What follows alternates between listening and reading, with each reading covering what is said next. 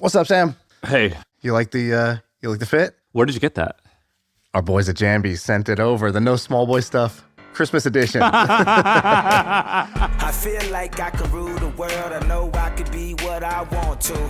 I put my all in it like no days off. On the road, let's try. You know, it's pretty funny. I actually used the phrase "no small boy stuff" like kind of a lot. Yeah, I remember the guy who tweeted it. I think his name was Bengali87. And this was back in 2022. He said, best business/entrepreneurship podcast out there. Big money, that is. No small boy stuff. I loved that. And that's basically the phrase that we use for this podcast a lot. No small boy stuff. But frankly, I kind of use it a lot in my life. Like, I don't know, man, that small boy kind of stuff. Like, it's sort of like in Succession where they say, you're not a very serious person. It's kind of like that. I also use the phrase, but I never say it.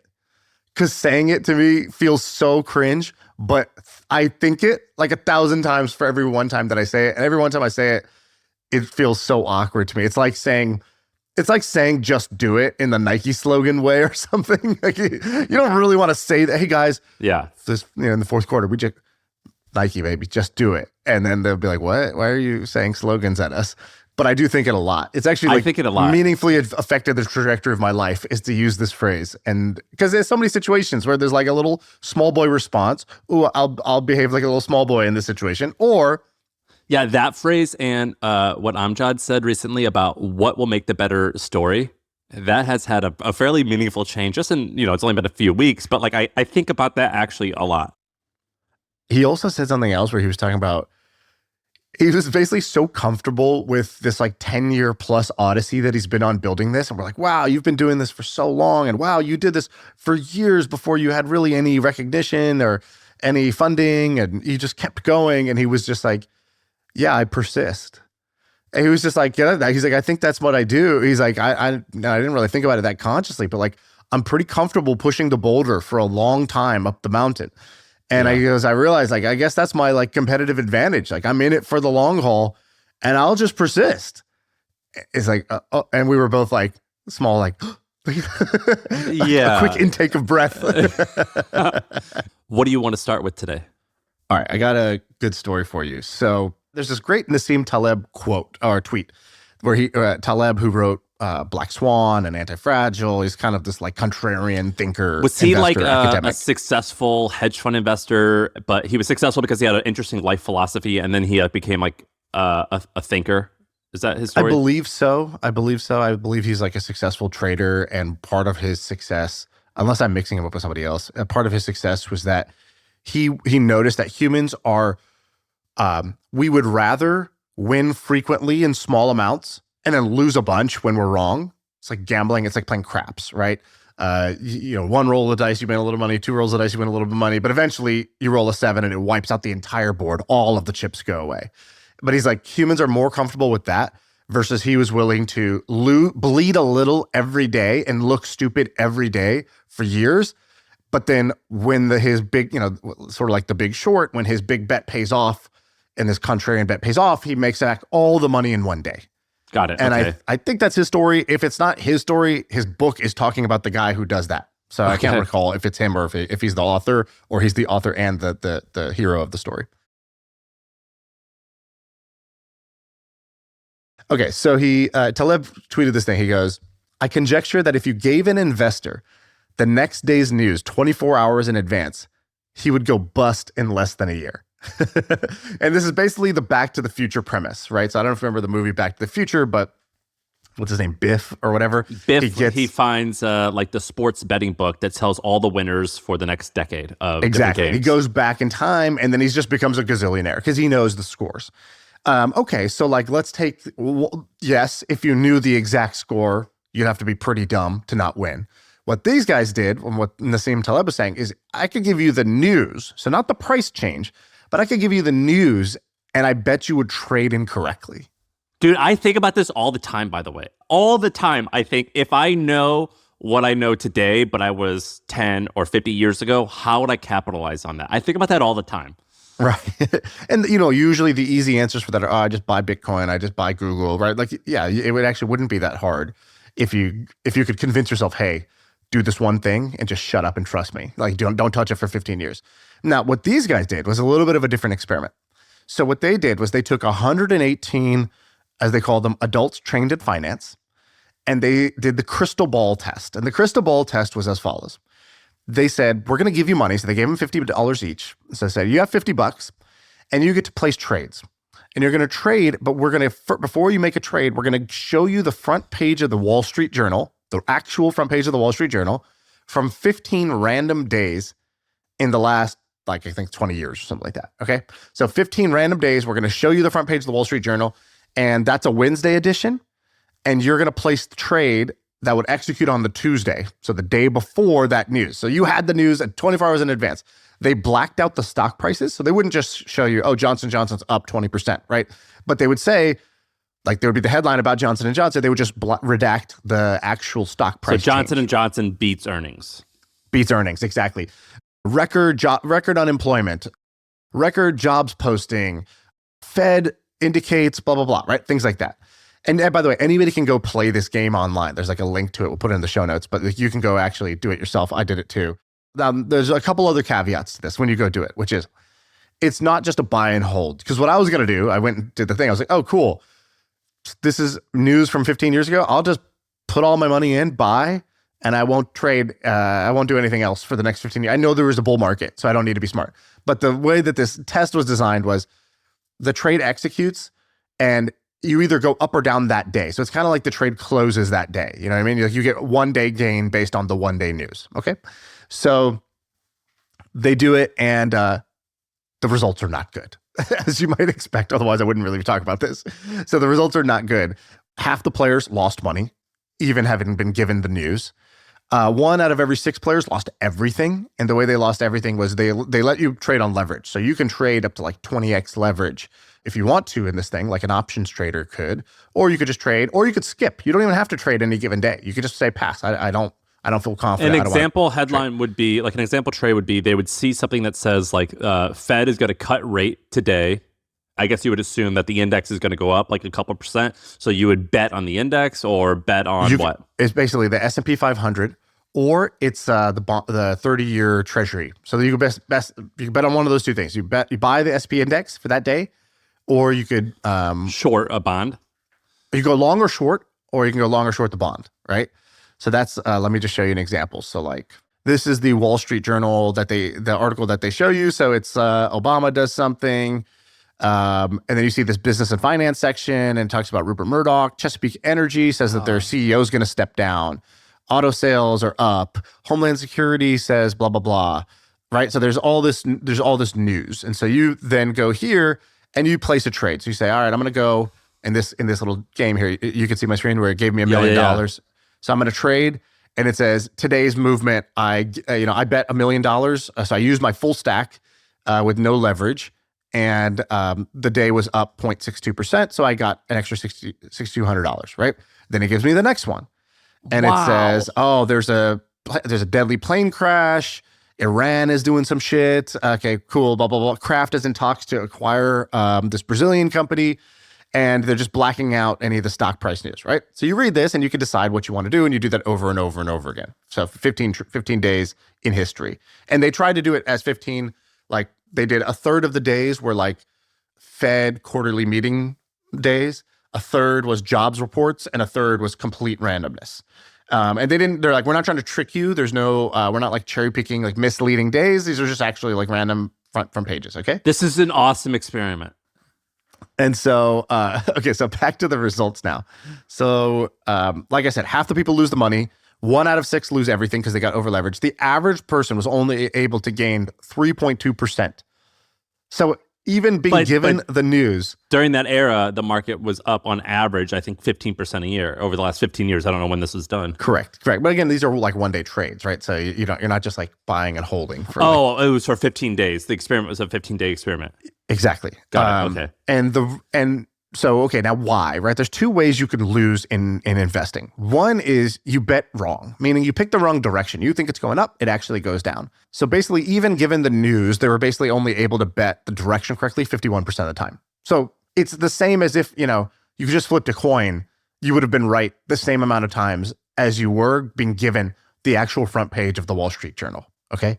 So information doesn't lead to actual insight, especially news. The second thing is that why did they do poorly? They bet sized very poorly. So when you had an event, even when you were correct, people didn't size up their bets enough. And when they're incorrect, they sized up their bets too much for the level of conviction that they had. And, this doesn't go in line with what people think. So they surveyed people separately, and basically 70% of people thought that even if they got the news, sort of basically they thought that even 4-week-old stale news would be predictive. And, 70% of people thought that, but in this case, it just showed that even, one day fresh news doesn't even really help you. Okay, so then they went and they did an extra experiment. They go, okay, maybe those 118, financial trained adults, maybe they're just not the best of the best. So they went and tried to find the best of the best. The best of the best actually did better. So they went and found 5 people that were, hedge fund guy, the head of trading at a top 5 bank, seasoned macro traders. So they're used to trading on this type of news. They're considered the best in the world at this. And they actually did better. So what they did was all of them finished with gains. So all 5 finished with gains. On average, they were up 130%. And they also didn't bet on 1 out of every 3 news things. One of the big ways that they were better was they just didn't bet all the time. Whereas the casual was too active. Okay, what else did the pro do differently? They were only right 6% more. So, if the test group was right 51% of the time, if it's going up or down, these guys were only right 57% of the time. It wasn't like they correctly interpreted it. But when they were right, they bet size properly and they never risked too much of their bankroll to where they couldn't recover. And so isn't that amazing that, only being, 6 to 10% better at your predictive ability, but would yield a much bigger result, right? 3% average gain for the test group, 130% average gain for the pros.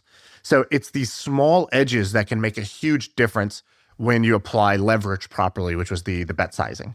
And what's the takeaway that Nassim said, which is what? Well, he was saying it in a polarizing way. He goes, I conjecture if you gave an investor the next day's news, he would go bust in less than a year. Got it. And this basically showed that 1 out of 6 would go bust because they would get overzealous around this perceived edge that doesn't exist. And on the whole, most people would just do worse than if they didn't have the news. It's no better than random, right? And that's actually one of his books, Fooled by Randomness.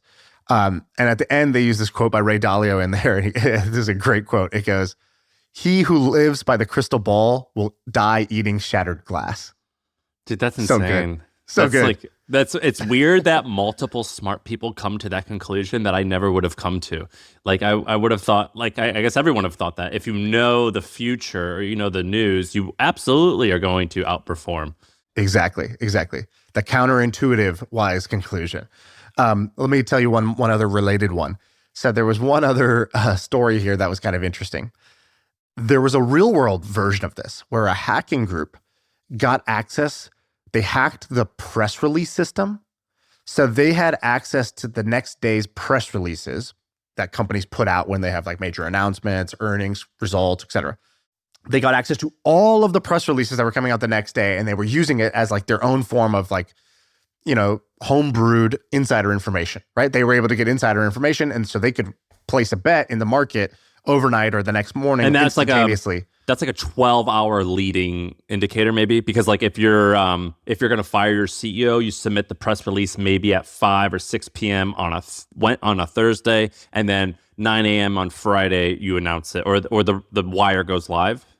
Something I don't know the exact timing. I would imagine that it's a tighter window of that because there's too much leakage. But even a 12-second advantage would be a huge advantage. If you knew 12 seconds ahead of time what the news was about to be, you could just push the button, right? That's all you got to do. That's like an interesting, like HubSpot, for example. Whenever they have that I'm a shareholder of, whenever they have like an earnings, I know when it's going to go live that day. So someone is like writing that and they've submitted it to, I forget what the PR what the thing's called. It's the popular PR Newswire or whatever. Yeah, like whatever the popular thing is. That is kind of I'd never even realized that, actually. Well, that's why there's rules, right? When I was at Amazon, you couldn't trade the stock there's a window. There's like a frozen window. So X days before the announcement, you can't make any trades. Oh, I know that, but I'm saying the employees of the PR. Oh, right. Like I the wire. think they probably have the same, right? Because it's Yeah, insider it's just info, like right? So I didn't even think about that as a leakage. I tell you, when I accidentally did that trade, and then I had to go to the. What were they like? You're an idiot. So I'm like, I've learned about this afterwards, right? I'm a startup kid. I don't know anything about this. We get acquired. I make a trade, and then I'm like, oh shit. What and was I'm the at Twitch, trade? so we're at a subsidiary of Amazon, right? Like but you bought Amazon before you sold to Amazon? I bought Amazon stock. I bought more Amazon stock or something. Or I sold some Amazon. I don't remember what it was. And I was like, oh shit. Did I just insider trade? Did I just get my hands dirty with a little big boy business? And so I'm like, oh shit. What do I do? They're like, you need to go speak to the general counsel. And I was like, what? So I get a meeting with the general counsel, urgent, possible big money move made. And I send the email. They get me a meeting, stat. I go in, and he's like, so what happened? And I was like, I went and made a trade. I'm in the window, and I'm an executive, so handcuff me, take me away, boys. Lock me up. I'm a bad boy. I've been a bad boy. Take me away. And he's like, so how much did I'm you a bad trade? boy. And I was like, yeah, it was like 150 grand. And he's like, it's okay. You just my lunch is outside. Can you bring it in before you leave? He was like, this is for actual execs at the actual company who make actual trades. I was like, oh, okay, gotcha. Let me go sit down. That's actually hilarious. He just like totally dismissed you. But what about? Let me finish the story about the hackers. So let's test your criminal mastermind, which I love. I love doing this, by the way. How would I cheat if I was going to? By the way, right? you know that it's always the women always think to themselves, how would I get away from this bad person trying to hurt me? And the men always think they align with the criminal. How would I be the bad person? Yeah, like how would I get away with this crime? That's like I realized that after watching a lot of true crime. And so go ahead. I like this experiment. So you're the hackers. You get this, but here's the problem. They're like, Sam, we got it. We hacked him. Dave over here in the corner did it. He got into this. He got root access, and they print out all of the press releases coming out, but they put it on your desk. They're like, hey, we got like an hour. We got to make a trade. And now there's 60,000 press releases on your desk. What do you do? I guess pick like a random 5 and act on those as soon as. Yeah, I mean, that's a very challenging situation. I guess it's a challenging situation. So just like pick the first 5, and if it's good news, buy the stock. If it's bad news, somehow short it. But I don't even know how to do that. So I guess I would only find like the 5 good news ones. Right? You're like, I think I would still just end up holding the index fund, Vanguard. I think I'd just stay doing exactly what I always do. 80-20 stocks and bonds, baby. So what they ended up doing was they were like, all right, you sort of need to do a search function to figure out what news affects the price the most in a positive or negative direction.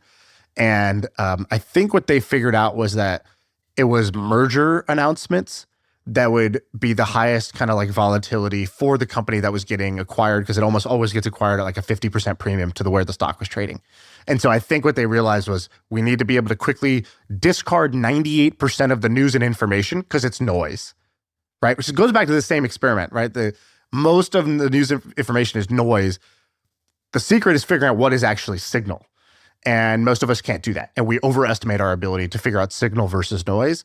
And so they figured out the signal. It was these merger things. And they were only right in their predictive ability about 70-something% of the time. It was enough to make hundreds of millions of dollars very quickly before they got caught for doing this. And then they all went to jail. But isn't that cool also? I think that's the ending. when we sold to HubSpot, I think the share price, I think it was $350. And then like the week they announced it, it went to like $460 or something like this. Anyone can go back and look at it. It was February of 21. And damn, Sam, the needle mover over here. Well, so that stock price went up like, I guess that's a market cap of like $1 or $2 billion. And I remember going to Kip, the CMO, I go, you're welcome. He's like, oh yeah, it was this acquisition that got mentioned one time in our earnings call. It just barely. It wasn't the fact that we had just announced that we grew by 45% and have been compounding growth of like this. And I was like, yeah, causation is difficult to prove. Yeah. I agree. Yeah. I'm like, you don't understand, to each man. his own. Can I tell you, All right. So 2 or 3 years ago, we talked about AI girlfriends. I sort of understood it because I have actually developed pretty good friendships, mostly via text messages. I think a lot of people who have group messages here feel the same way. I didn't entirely understand it. But in the last 2 or 3 months, I've been using ChatGPT in a way that now I'm like, yeah, if this would go away, I would be very upset. And I understand why people were very upset when their AI girlfriends. The replica got when they did a software update. Yeah. And so it basically, I've been using ChatGPT as my thought partner / assistant / therapist. And you actually said something recently that made it a lot better. So I sat down, and I'll explain how I've used it. But I sat down and I said, hey, can you ask me all the questions that a therapist or a life coach or an executive coach would ask? And we could spend a few hours with just me giving you a download of my life. And I did that.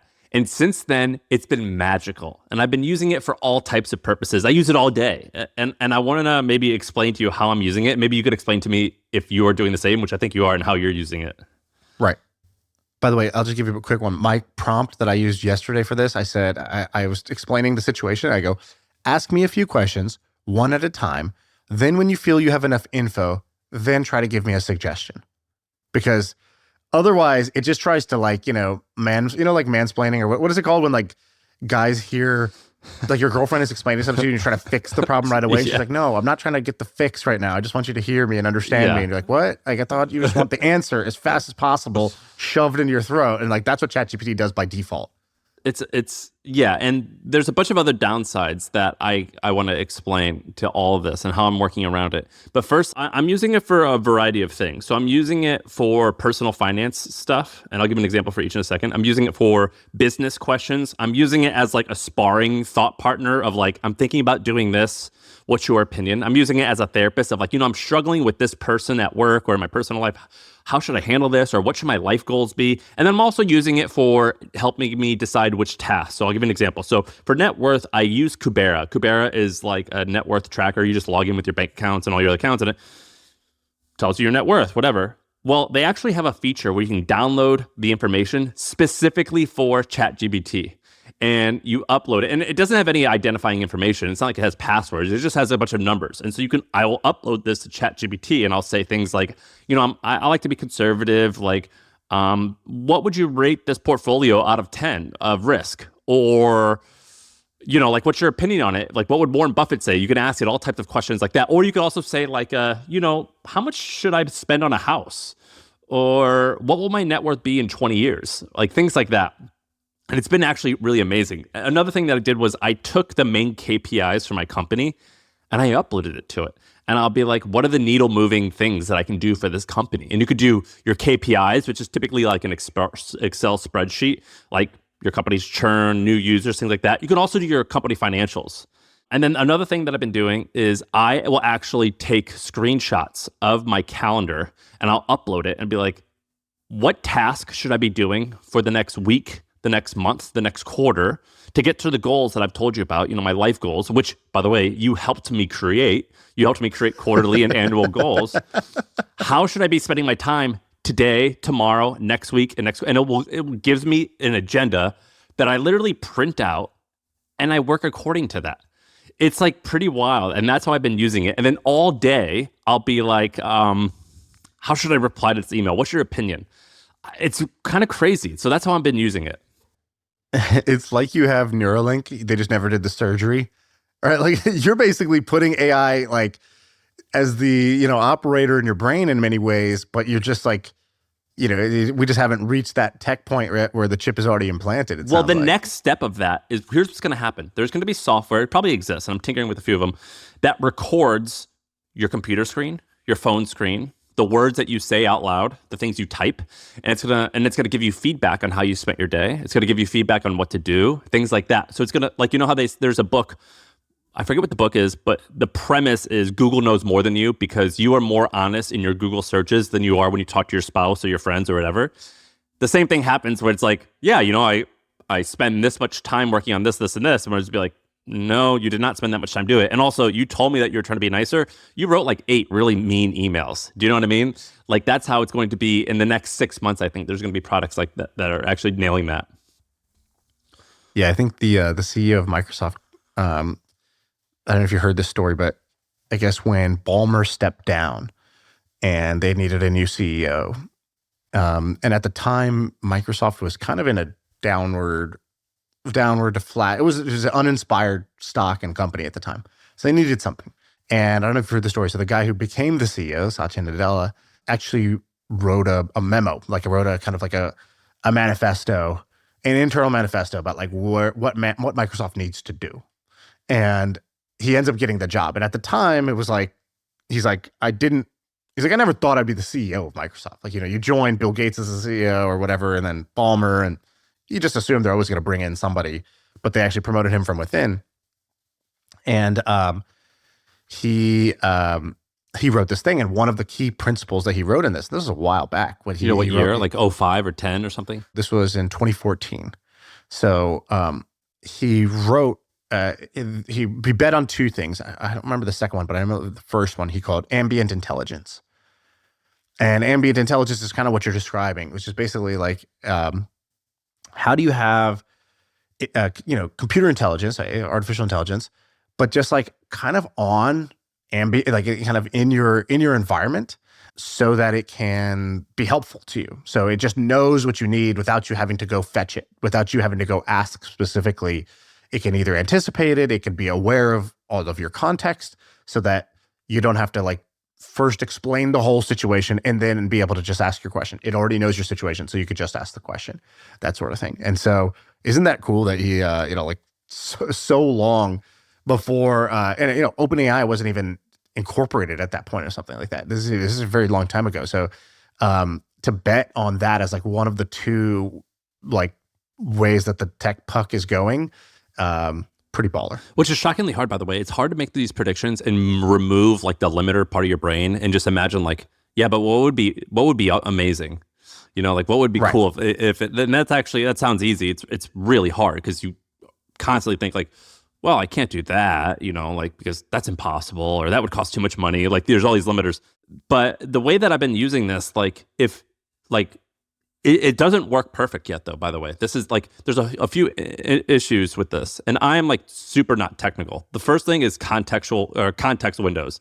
Like the more you talk to it, it doesn't always learn more. It runs out of memory in a weird way.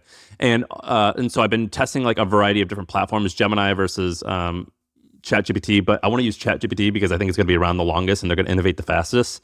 But it's not perfect at all. But it's like shocking how useful this is. I finally, for a long time, I'm like, yeah, AI is great. Like I can just like Google a stat and it's going to tell me. But now it's more like, this is my life. Like I am using this more than anything. And so like they had their new $200 a month thing come out. And I don't even think I need the features, but I'm like, whatever, I'll take it. And so I've like contemplating like, should I like invest a little bit of money into like building out these systems just for my personal operating system and like making my life great? And keep in mind, I don't know anything about any of this shit. I just know that it's just effective. Like it just literally is helping me get my day done better. And it's like a great bit of advice. Like here's another like practical way. I mean, I'll upload my measurements for my body and I'll be like, find me clothes that fit. Or like, does this pair of pants fit? And you just like post a link. Like I've been using it constantly. How are you, if you are using it to be like this like sparring thought partner? Yeah. Well, I think this is the key. So what we're saying is basically the way that I think by default people will use this is you ask a question, it gives an answer. And actually a equally, if not more powerful way is to do the exact opposite. You basically say, I'm trying to think about this. Ask me questions. And then you get it to ask you the questions. And then in that way, it's your sparring partner. It is your thought partner in like kind of fleshing out or getting your own clarity around a situation. And it's available 24/7. It doesn't judge. It's super, super intelligent, but also has like, empathy. You can go back and forth instantly. It's always available. and there's no lag time, right? It's better than a friend, right? You know, you have a friend who you bitch to, and you're like, I just need a vent, and like, just give me, like, what should I do here? But you kind of feel guilty, like laying everything on them or making it all about you, and like, they don't quite understand exactly what you're talking about. Of course, yeah. This is just that person, but better. It's one of the main reasons why coaches and therapists are great, because you're like, cool, we're going to have a completely one-way conversation here. Yeah. Like, I don't got to give you nothing. I can come here and be a taker, and that's the arrangement. And like, I gave you the money. That's what that was for. And now from there on out, I don't need to consider your feelings in this interaction.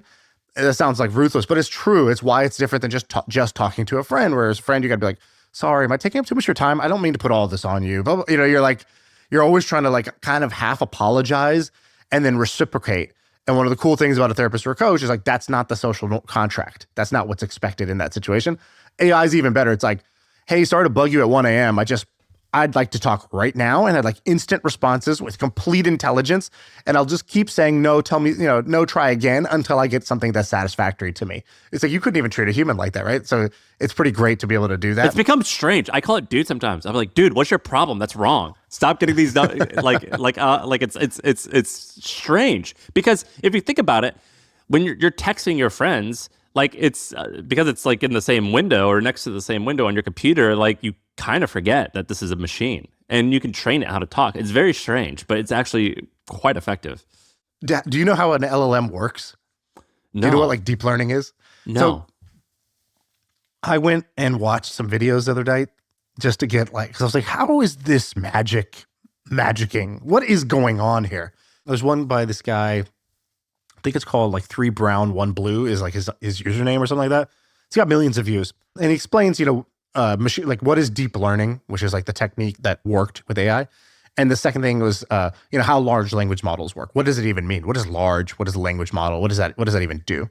But check this out. So, okay, like here's the example that it gave. Okay, so this is me not even trying to explain to you what it is, because my explanation is going to be pretty bad. This is me just saying, I can't believe that this is what actually is happening. I cannot fathom that this is the actual scenario. Okay, so let's take this example. I put this on a card because I can't forget this. I'll never forget what I learned. All right, so imagine this number 7, right? So let's say you're trying to train AI to be able to see that this is 7. How do you do that? You can hard code it, but every time you see the number 7, it's like a CAPTCHA, right? It's like written a little bit differently. So it's like, you can't just say, this is exactly a 7, because you write your 7 slightly different than me. Maybe you put the little line through it. Maybe you have a little angle to it, whatever, right? So you just want it to be able to recognize anybody's handwriting and figure out 7 or not 7, right? What number is it? So how does it work?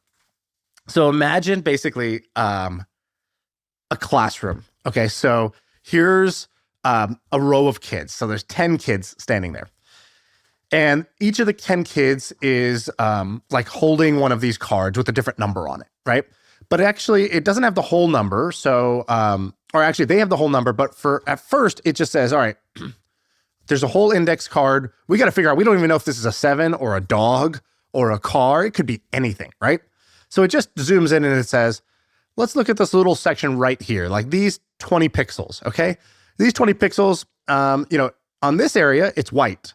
So if you got color there, sit down, kids. Anybody who's got color over here, sit down, because this picture is white over here. Can't be you. You're eliminated. And then over here, it's like, hey, there's some blue ink. Something is here. So if you got blue ink in this little section, stay standing. If you don't, sit down, right? So that like eliminates a bunch of, kind of thought processes.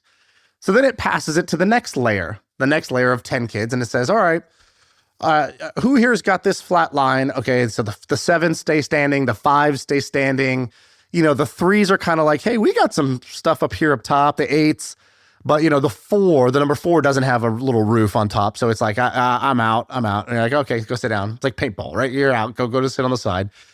And then, so now you're left with like, some of the numbers. And then it says, all right, we got a little stick over here. Who's got a stick over there? And it's like the 3s are like, oh, I'm out now. That's not me. But the 7s and the 5s are like, hey, we're still in. It might be us, right? Bingo.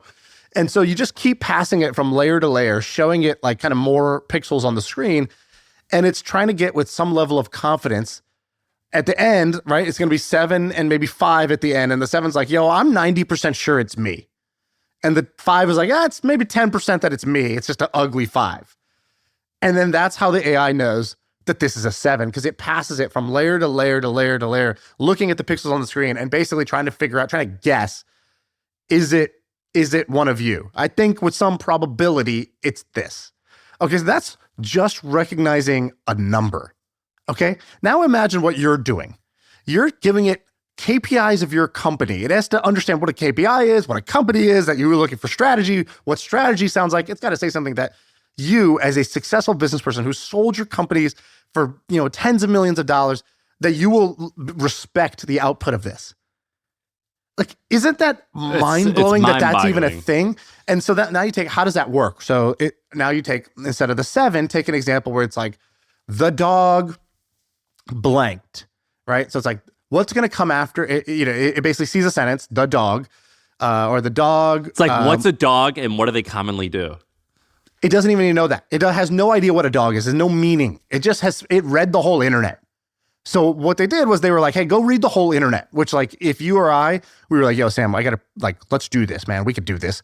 We're going to take so much Adderall. We'll stay up all night and we're going to read 24/7 all the text on the internet. It would be like thousands of years before we could ever ingest what they gave it in one training run, right? So they said, go read all the internet. Cool, done. All right. Now, user puts in a sentence, the dog blank. Guess what the next token is? Guess what the next little word is that comes after the dog? The dog. It's like, the dog barked. The dog jumped. The dog, is hungry, right? Whatever. It could be like one of many things. So then it takes the next word, which might be like, the dog barked. And then it passes that phrase back through. It's like, now you got the phrase, the dog barked. What comes after that? And it just loops that over and over again to generate the next word. So that's when you see ChatGPT writing, it's literally taking like the next token it thinks it should say, then it feeds it back through and then says, okay, well, if I said the dog barked, then I got to say loudly, right? Okay, loudly, period. If I said the dog barked loudly, what would I say next? And then it would keep, and it keeps recursively doing that. And that's how it generates a training thing, right? And that's like, this is only part of it half explained correctly. But let's assume for a second that I'm not like completely misinterpreting this. Let's assume for a second that this is only, a percentage of what is actually going on, right? There's still parameters and weights and all this other stuff that I haven't even talked about yet. This is like God, right? This is like, like, how is this even a thing? It's so mind-blowing to me. It's mind-blowing. It's absolutely mind-blowing. And I think that, I think I don't hang around like 18-year-olds. I think they're using it for school. So I think they get it. I think I know a little bit about it because I hang out with smart people and I'm on the outskirts of like what these guys are doing. So I kind of see it online and I play with it. For the average Joe, for my mom and dad, for a 35-year-old who isn't like tech savvy, who just works as a mechanic, I don't think that they're using it this way. I don't think they're using it at all. And it's going to change everything. It's just like so like crazy. Like when the average Joe starts getting into this, I think young people, like a 21-year-old or something, I think it's like changing schools, by the way. It's like the grading system is like totally effed it's up. Like wrecked. Yeah. Yeah. Like when I like think about this, I'm like this is like, there is no homework. You can't do homework anymore. You know what I mean? It's Someone like, DM'd me yesterday. It's not just homework. Someone DM'd me last night. They were showing me this guy, Oliver Hahn. He texted me this thing or DM'd me this thing. He said, coding interviews. Like, so, okay, kids in school are using ChatGPT to write essays and the teachers are like, fuck, how are we get, it's a cat and mouse game to try to be like, hey, how do I stop you from using AI to just like do your assignments? Well, the same thing is true for coding interviews. So coding interviews, which are used to hire programmers, there's this website, leetcodewizard.io.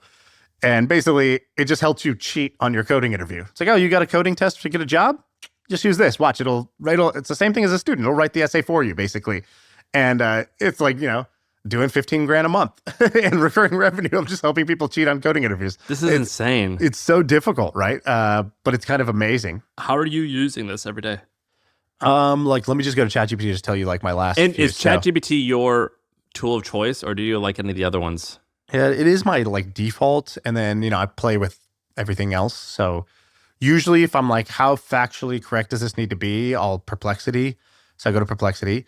If it's analysis, I'll use ChatGPT. Like, have you used like the O1 stuff, like the deeper thinking stuff? Only for 24 or 48 hours. Yeah, it's brand new. But yeah, it's wild. It takes a long time, but it's wild. Well, yeah, that's the point of it. It's basically if you told the computer, hey, you don't have to just quickly, like, again, shove an answer down my throat instantaneously, where you're just predicting the next token and good enough to go, right? There's a 70% chance it's this word. Let's just put it in. They found you could do more interesting tasks if you just said, hey, just take your time before you answer. Just give it more time to think, and then it'll come up with a better answer. It's temperamental. Which is amazing. So I use that. But like, check this out. So there was this press release recently for, we were talking about IVF, remember?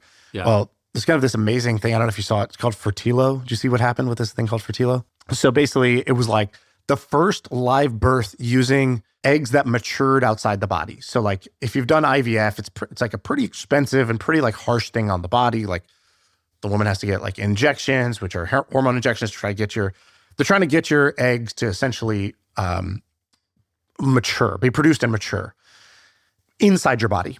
And so what Fertilo did was they were like, cool, instead of doing that like long, expensive, sort of hard on your body process, we can take an immature egg, take it out of the body, and let's do the hormone stuff out of the body and get it to mature, and then we'll put it back in the body. And so it just like removes the pain from the process. And the first like actual live birth happened of a baby that was born using that procedure. It's kind of amazing. If true, it's going to make, it's going to change IVF. It's going to make it where, I don't know if it'll just be called a new procedure or what, but basically crazy. For, a fraction of the cost, a fraction of the time, and a fraction of the pain, we can do the thing that we've been doing with IVF. Okay, so.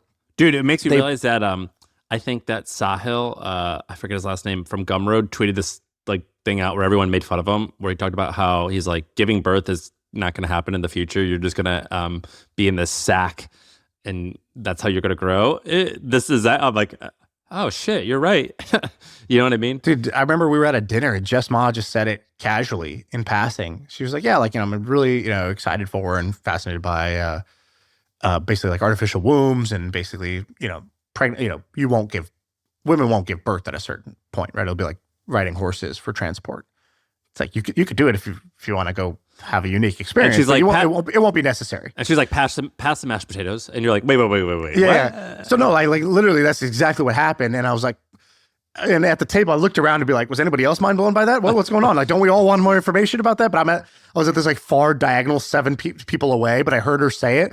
And I'm stuck over here talking about Facebook ads with some dork. And I'm like, I want to get out of this side of the table, get to that side of the table. So after the you're dinner. Like, Jess, what did you say about wombs? No, literally, I flagged her down. I was like, oh, you're getting an Uber? Hey, cancel that real quick. And she canceled it. And I was like, what was that thing you were talking about? And then she explained the companies that she's tracking and like where we are in the scientific life cycle of like, how real is that possibility and how, what are the laws of physics? Is that inevitable or is it impossible? Right? Because basically, if something is not impossible, it's inevitable, which in itself is kind of a dope idea.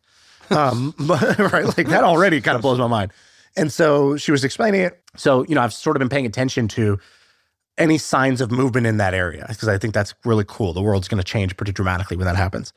But what I did, back to the AI thing, I just threw the press release into ChatGPT and I said, explain this article to me. Tell me what they're saying. Tell me what this means in simple terms. It's a press release. And so it might be misleading or overstating the success of this. So tell me about that too.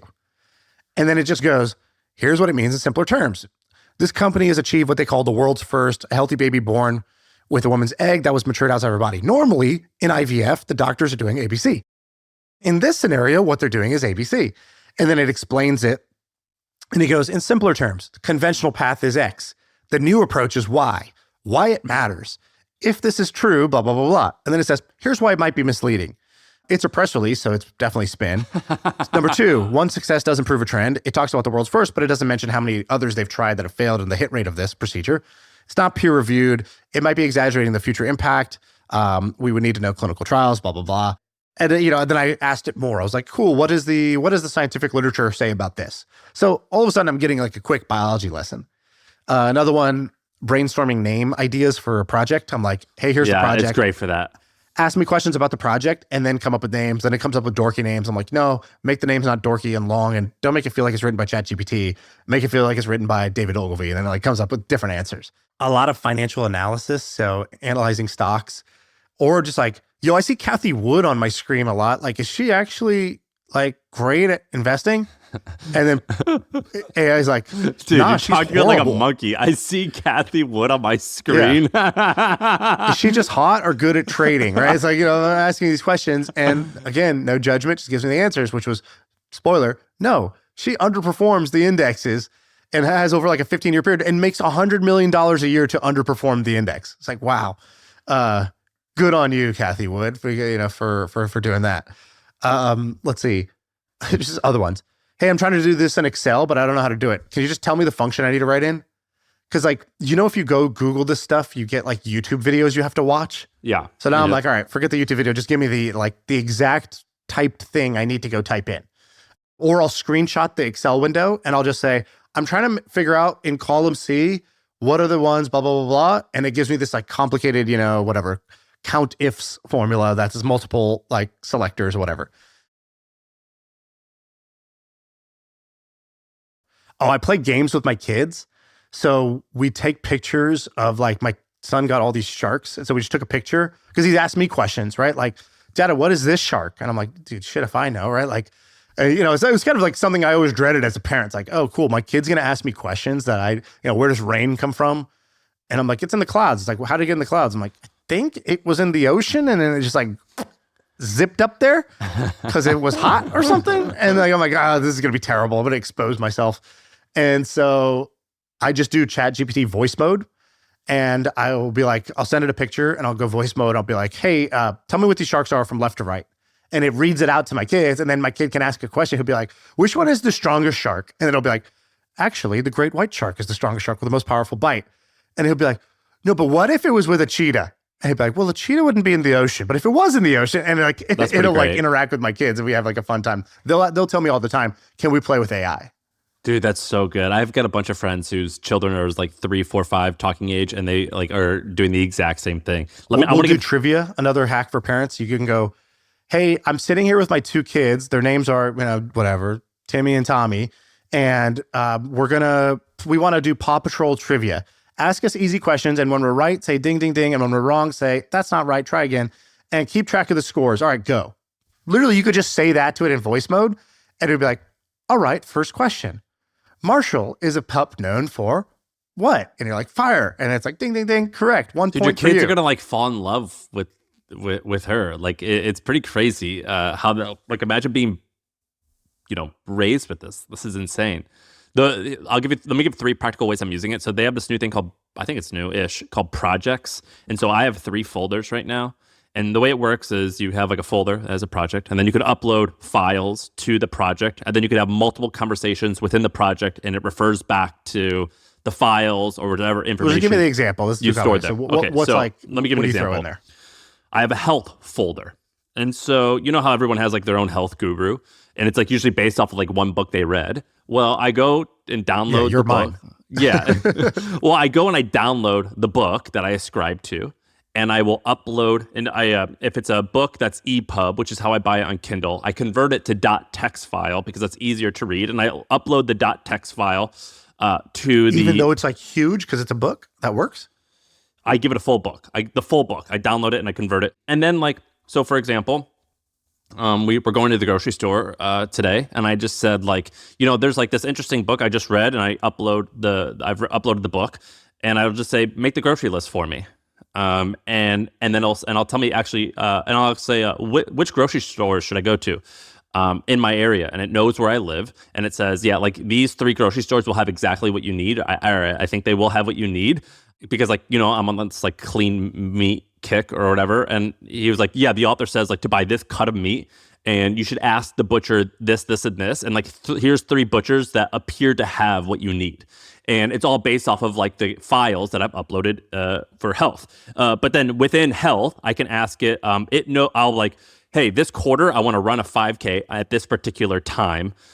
Give me like a good app to use that can help track my running and also tell me like what my goals should be. So that's like a couple health versions. The second one is I've got a clothing one where I literally took a photo of myself and I used a tape measure to measure various parts of my body and I upload it to it. And I was like, all right, like make a chart with all of my measurements. Thank you. Remember that always. Here's some like clothing that I want to buy. Here's the links. Can you like go and figure out what size it is and let me know, like, will it fit? And they're like, well, this pants, it says that they're the same width as your thigh, but you actually want like 2 inches, usually extra width that'll probably feel more comfortable. Or what I'll do is I'll upload like a blog that I like, Dye Workwear blog, and I'll say, hey, here's a picture. I'll literally lay a tie next to a jacket and I'll take a picture of it and I'll upload it. And I'll be like, does this tie match this jacket? And it'll be like, no, but that other tie that you showed me a picture of a while ago, that actually would look great here.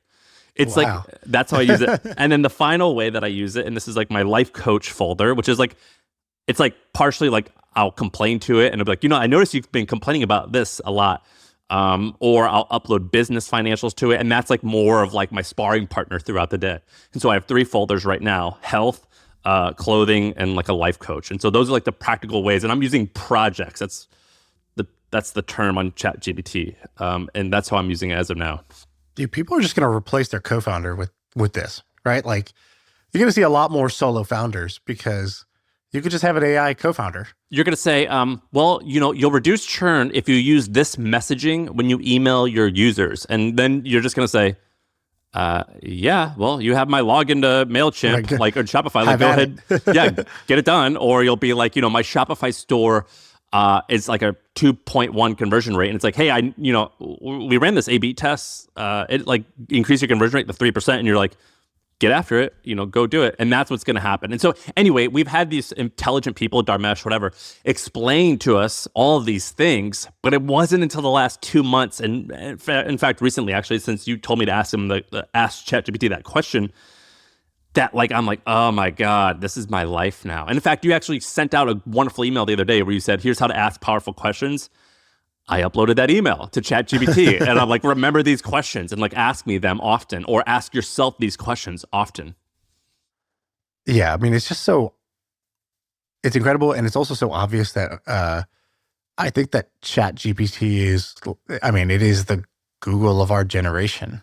And I guess the only question is like, why am I not a shareholder of OpenAI? Like, how do I go to sleep at night?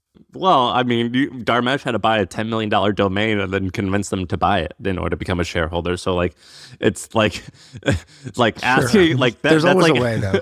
There is always a way. I tried everything. But that's like saying like, why am I not a billionaire? It's like, well, like you could be, but like here's some of the barriers to entry that you've got to overcome. So there's certainly, you should ask ChatGPT that, by the way. It's a good question, by the way. Why am I not a billionaire? It is a great question, but like there, have you ever asked yourself that question? I asked a friend that question, and they weren't even really that close of a friend, so it was kind of it was a blunt question to ask at a dinner. I was like, "Why are you not already a billionaire?" And he gave a great answer, and he goes, or actually, what he was saying was, I want to start a $1 billion company, something. And I was like, "Why have you not already done that?" And he goes, I think when I was starting these other companies that I started, he goes, I didn't actually understand what a $1 billion company looked like. And if I had known that, I would have built a different company. And he was correct. And as we dug in, it's like, what makes a company a $1 billion company? Like, there's really only a couple of paths to that.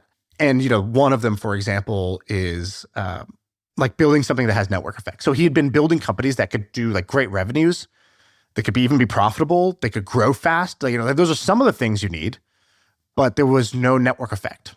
There was no durability. There was no defensibility. There was no like win the category. It was like just go to a category where you can win inside that category, but there'll be other winners and you all compete. Where is he now? It was like as an example, that was like a gaming company. It's like there's a lot of mobile gaming companies. And at the time, like to build a $1 billion gaming company required, like you really had to be like one of the 3 that were going to get built in a 5-year window, right? Like you had to build, Clash of Clans, or you had to build Candy Crush, or you had to build like one of those. And even in one of those, it was like, oh, actually, I'm sitting here tinkering on cool game designs. And actually the thing I need to do is build a enormous paid marketing team that is like the top paid marketers in the world to acquire hundreds of millions of customers is what I need to do. And like the cool artsy game design that's going to win me awards that's not what a $1 billion gaming company looks like. So he just didn't understand the shape of something. And I find that to be true about most of the goals. So instead of how can I do this goal, another way of saying it is, why have I not already done this goal? Why is it not already true for me? And then it points out some like, either knowledge gaps or execution gaps that are today that are like more close to your timeline versus when you set like an ambitious goal that's like far in the future and you sort of bake in that it's going to take a long time. You sort of avoid maybe the harsh realities that might be actually existing today in your world about those. Yeah, you had a great email with a bunch of those questions. It was here's a bunch of decision-making questions, which is I'm not sure. What should I do? Instead, you should say, what would I do if I weren't afraid? One bad question is, how can I make this succeed? The better question is, what would make this certainly fail? A final example is, I can't decide which path is the right to pick. A better question or better version of that is, what path makes for the best story? This is actually a pretty good email. I think I replied, I said this was a 10. But you had like a list of better questions, and I used those questions in ChatGPT because what I'm learning with ChatGPT is you have to get it to ask you better questions in order to, its input is important for its output. And so, yeah, I pretty much stole that email. Yeah, I think the realization was Tim Ferriss had said something way back. I think I put it in the email, but he used this phrase. He was talking about it in the podcasting realm. But first he had this quote. Yeah, you can read it out. He goes, if you want confusion and heartache, ask vague questions. If you want uncommon clarity and results, ask uncommonly clear questions. Often, all that stands between you and what you want is a better set of questions. Exactly. And he said this about his podcast. He goes, I view questions as like a pickaxe for the brain, like like a pickaxe when you're summiting a mountain, and you use it to sort of like pierce the side of the mountain and use it to pull yourself up. And so in many ways, you are excavating the brain with this pickaxe, and your pickaxe is questions. Another phrase I use all the time in businesses is ask a better question, get a better answer. So often if somebody asks a bad question, and I'll call a bad question either a vague question, an open-ended question, or a question in the wrong direction, I think the rookie move is just to answer a question at face value. Like, you should not answer 100% of the questions asked. Like, a lot of the questions need to bounce back to sender. Oh, this has the wrong address on it. You got to write a better address on that. This won't get delivered. The way you've written this address is not going to get delivered. And so you bounce back some questions and say, maybe the better question to ask is blank. For example, like, instead of how could we succeed, which is like a million paths all unknown, it's what would make this certainly a failure? That's much more knowable, and we can establish a few ground rules from that question and get some momentum towards this. And you could see this with your brain, just like if you ask Chat, they call it prompt engineering when it comes for AI, right? Being able to ask the AI in a certain way that's going to get you a better result. Absolutely the same thing is true for yourself and for people around you, to ask better questions, right? I ask annoyingly stupid questions to my team all the time. Like, it'll be, one question I love to ask is, what are we stupid for not doing right now? And just that question, it comes loaded with a presumption that there's something stupid we're doing. Of course there is. We're always doing stupid things. And specifically, what are we stupid for not doing right now? Meaning, what is an obvious low-hanging fruit that's in our face, and we're out here searching for the complex when the simple, stupidly obvious thing is here? And, I would say more than 50% of the time, there's a useful answer to that question. But if you didn't ask that question, it would just go unspoken in your company, right? So like, how many are those? Another one that I learned from Amazon is Amazon asked this thing if you're an exec that leads a team, you have to like write this document at the end of the year called the OP1. I think it's the Operating Plan 1. And you do 2 a year, right? The Operating Plan 1, and then you have the Operating Plan 2 halfway through the year. Was that effective? Yeah, it's great. I'm a fan of the Amazon writing culture. It's easy to make fun of also, and easy to do wrong, but when done right, it's super effective. So one of the things that one of the like common questions that they ask in that is, what are the dogs not barking? And it's back to that Sherlock Holmes story where he solves the case because he's like, and they're like, how did you know, Sherlock? And he's like, because there's like a house break-in. They're trying to figure out who did it. And he's like, well, it was the dog, of course. They go, but the dog didn't do anything. He goes, exactly. The dog didn't bark, which means he must have recognized the person that broke in, which means it must have been the housekeeper or whatever, right? And so in your business, there's what are the dogs not barking is a good way of asking, what are the things that, there's really like, I interpret it in two ways. One is, what are the things we should be hearing that we're not? So for example, one week I didn't send out my Friday email and I just sat there and I was like you want people to complain about it? Emails being like, hey, where's the Friday thing, man? I love that.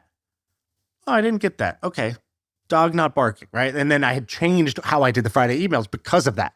It's like, well, why'd you make that pivot? It's like, because I did Jenga, dude. I took a block out and the tower was fine. Nothing fell down. I'm trying to only have I'm trying to be an email in your inbox that if I remove that email, your life got worse, you want to speak to the manager. Where's my goddamn email?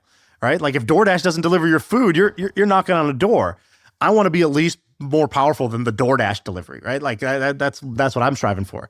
And so that's one way of interpreting it. The other way is, what are the problems that you don't hear about yet, but are certainly there? That's another way to think about the dogs not barking is like, anticipate a problem around the corner because we know it's going to be there, but we just haven't heard it yet. But, we can anticipate it and maybe get ahead of it. Dude, I'm telling you, there's going to be a world probably in 3 years where you're going to so the issue that a lot of smart people like you and me and people listening is like, you're like, well, I'm really smart and I feel like I'm wise and I feel like I know what to do, but it's a lot of work.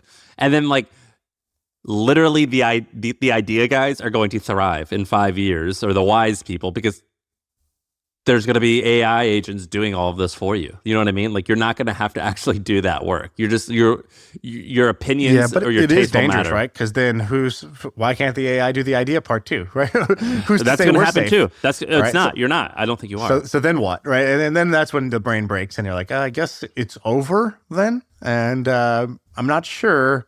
Wait, so are you actually afraid? Yeah, kind of. I don't want to say afraid because I'm not quivering in my boots about it, but I guess I don't have a satisfying answer. And for most things in my life, I got a pretty satisfying answer. Sometimes the answer is just, I'll deal with it when it happens, right? I'll just adjust, right? And I could feel safe. I could feel comfortable with that. That's usually my fail safe. With this one, it's kind of like, so when the AI can do everything, right? Which is it seems like it's a matter of when, not if at this point. Okay. And it's seems like it's in my lifetime, probably in the next 10 years. It could do the work, but it can also figure out what the work to be done is. All right. Well, I guess I'm less afraid of the and then it's going to crush humans and try to, it'll go rogue and it'll attack us. I'm not as afraid of that as I am just what's the point of all this? What's the point of doing any of this stuff if that's going to be true? And that's kind of just a weird place to land. So you want to end there? What the fuck, right? Podcasts are all that safe, dude. No, they're not.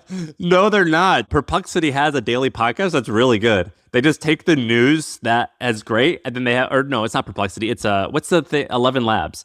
11 Labs they use a Stephen Fry voice and they read the news. I listen to it. It's awesome. It's not safe. We're not safe. No one's safe.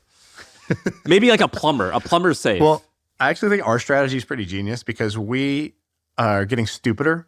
Right? Just we dumb ourselves down, and AI is trying to get smarter.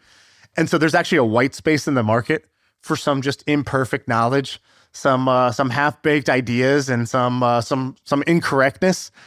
I think we've stumbled onto something. I think we might be the last one standing in this whole podcast game. It's us and Theo Vaughn. It's just the dumbest conversations on earth are going to be all that's left because the AI is going to do all the smart ones. Maybe. I don't know, maybe. Mark Andreessen should be scared right now, not us. Dude, yeah, the smart guys are fucked. Like the smart guys the smart guys are digging their own graves. They're like, their shovels are clanking together on accident as they're like digging the same grave. They're like, oh, sorry, my bad. It's like they don't realize that you guys are going into this grave in about a year. Is that my name on the tombstone? Yeah. That's weird. That must be a problem. Is there another Mark here? Two Mark Andreessens? Like, they think that they're like, we're putting the blue collar guy in this grave and we're gonna outsource this fucking job. They're like, huh. I've never, Mr. Andreessen, are you here? Like, you know what I mean? Dude, I found my new sick burn in the TikTok comments.